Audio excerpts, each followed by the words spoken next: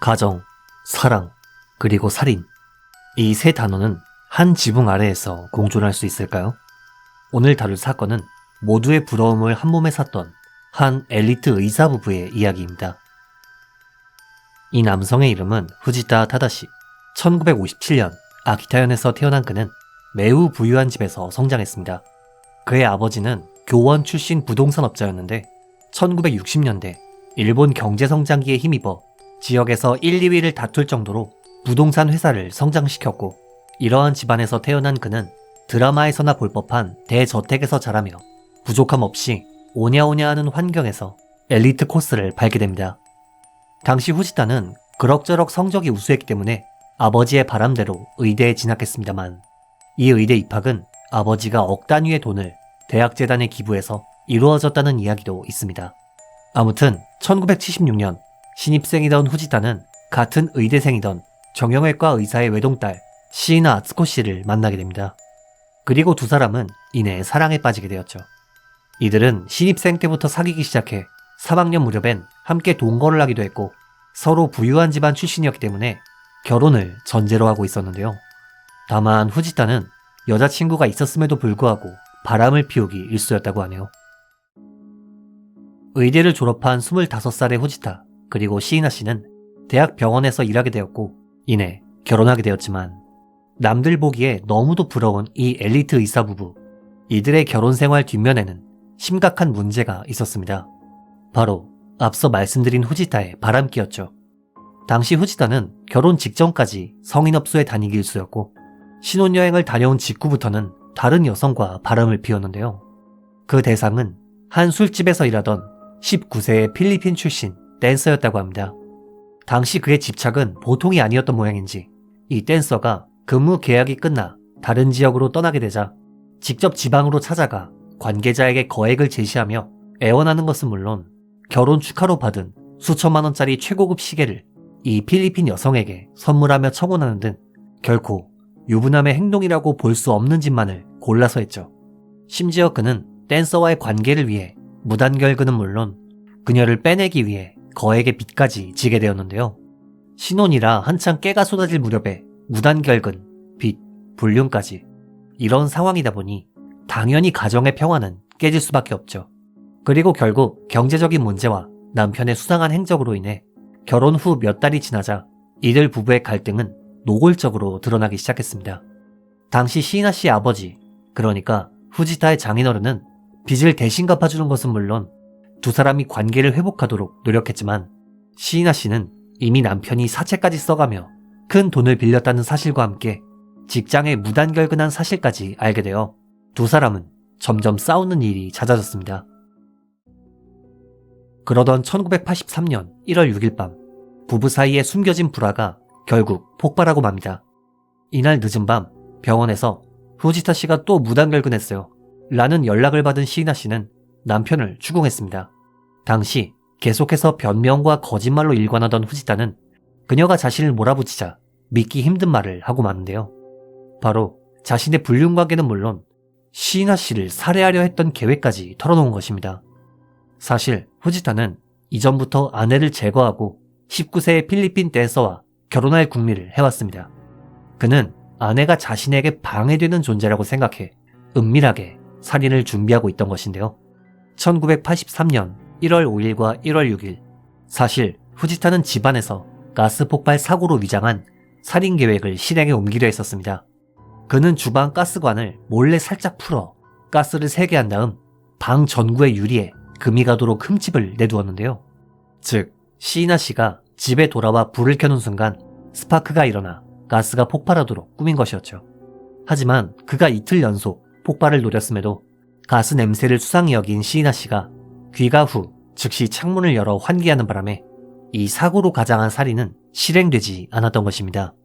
그리고 이 사실을 알게 된 시이나 씨는 사랑했던 남편이 자신을 죽이려 했다는 사실에 충격을 받아 더 이상 그와 함께 있을 수 없다고 생각, 새벽 4시 무렵 친정 부모님께 모두 알리고 대책을 상의하겠다 라는 말을 남기고 집을 뛰쳐나갔습니다. 하지만 후지타는 그녀를 놓아줄 생각이 없었죠. 당시 그는 이 사실이 밝혀지면 나는 끝장이다 라고 생각, 전기 코드를 손에 쥐고 그녀를 쫓기 시작했습니다. 그리고 결국 집 근처 어두운 길가에서 시이나 씨를 습격한 그는 뒤에서 전기 코드로 그녀의 목을 졸라 살해했죠. 그런데 후지타는 굉장히 용의주도한 인물이었습니다. 그는 아내 살해 후 아내의 지갑에서 현금을 꺼냈는데요. 즉, 그녀의 사망을 강도 살인 사건으로 꾸며 경찰의 추적을 피하려 했던 것입니다. 1983년 1월 7일 이른 새벽, 당시 치바시의 한 주택가 앞 도로변에서 젊은 여성이 쓰러져 있는 것을 신문 배달원이 신고합니다. 발견 당시 그녀는 이미 사망한 상태였고 근처에 떨어져 있던 지갑에는 현금이 없었는데요. 경찰은 지갑 안의 신분증 덕분에 그녀의 신원을 확인할 수 있었고 피해자는 25살 신혼이었던 의사 시이나 아츠코 씨였습니다. 당시 현장에 가장 먼저 달려온 것은 남편인 후지타였죠. 그는 당시 아내의 시신을 부둥켜 안고 아츠코, 대체 누가 이런 짓을 한 거야? 라며 혼신의 연기를 펼쳤는데요. 그런데 경찰은 수사 과정에서 듣게 된 남편의 진술에서 뭔가 이상한 점을 발견하게 됩니다. 당시 그의 진술 내용은 다음과 같았는데요. 전날 밤 아내랑 외출했었어요. 밤 10시쯤 귀가해서 같이 잠들었죠. 그런데 새벽 3시쯤 아츠코가 갑자기 연구실에 간다고 하더라고요. 전 집에서 10m 정도까지 배웅했어요. 경찰은 이 진술 중 새벽 3시에 연구실로 향했다 라는 증언을 대학병원과 연구실 직원들에게 확인했는데요.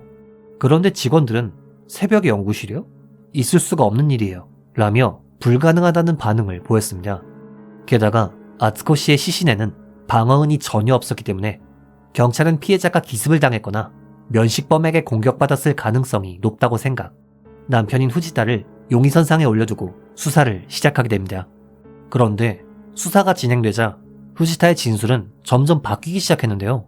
시신을 처음 발견한 것은 신문 배달원이었지만 그는 갑자기 시신을 가장 먼저 발견한 것이 자신이며 발견 당시 수상한 남녀 2명이 현장 근처에 있었다 라며 은근슬쩍 강도살인을 벌인 진범이 따로 있다는 주장을 했죠. 하지만 경찰은 진술을 번복한 후지타를 여전히 의심했고 그러던 1월 16일 아침 후지타는 자택에서 극단적인 선택을 하려다 기적적으로 목숨을 건지게 됩니다. 용의자 신분으로 점점 수사망이 좁혀오자 심리적으로 궁지에 몰린 그가 비겁한 선택을 했던 것이죠. 그리고 이 과정에서 결정적인 증거가 발견되는데요. 바로 후지타의 손바닥에 남은 상처였습니다.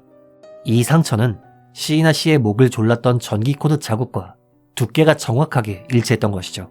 결국 사건 발생 보름 만인 1983년 1월 22일 경찰은 후지타를 아내 살해 혐의로 정식 체포, 그는 즉시 재판에 넘겨지게 됩니다.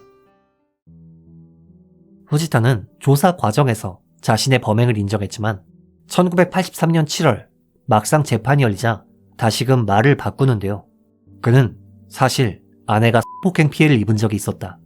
협박에 시달리다 못해 차라리 죽여달라고 부탁했었다. 그래서 어쩔 수 없이 요구를 들어줬다 라며 이 사건이 촉탁살인이라는 주장을 펼치기 시작한 것이죠. 하지만 검찰은 그의 주장에 대해 협박을 당했다는 구체적인 증거는 전혀 없다. 증거를 인멸하고 사건을 위장하려는 정황이 명확하다. 사회적으로 매장당할 것을 두려워해 살인을 저질렀다. 라며 징역 15년을 구형했습니다. 그리고 1984년 6월 1일 재판장은 후지타에게 징역 13년을 선고했죠. 그러자 후지타는 형이 무겁다며 항소했는데요. 하지만 그의 항소는 1990년 3월 13일 기각되었고 최종적으로 징역 13년이 확정되었습니다.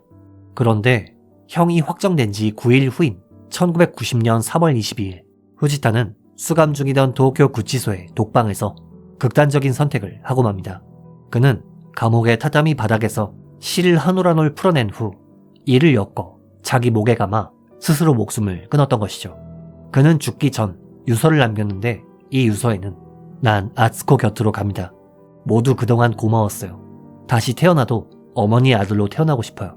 라는 내용이 적혀 있었다고 하네요.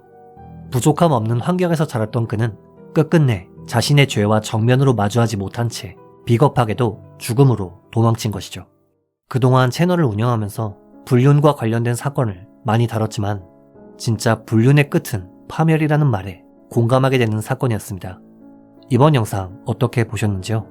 피해자분의 명복을 빌며 영상을 마칩니다. 귀미사였습니다.